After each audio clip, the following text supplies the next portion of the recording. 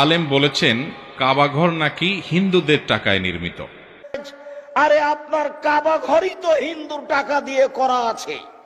মুহাম্মদ সাল্লাল্লাহু আলাইহি সাল্লামের বাপ দাদারা কাবা ঘর নির্মাণ করেছেন, তখন তো কেউ মুসলমান হয়নি। মুহাম্মদ সাল্লাল্লাহু আলাইহি সাল্লাম নিজেই বাচ্চা ছেলে পরনের কাপড় খুলে কাঁধে দিয়ে পাথর বহন করে কাবা ঘর বানাতে গেলেন। তখন তো তিনি নবী হননি, জিবরাইল আসেননি, হালাল হারাম হয়নি। সেই কাবা ঘরই নির্মাণ হয়েছিল, সেই কাবা ঘরেই তিনি সালাত আদায় করেছেন। অমুসলিম হলেই টাকা হারাম এ কথা নয়।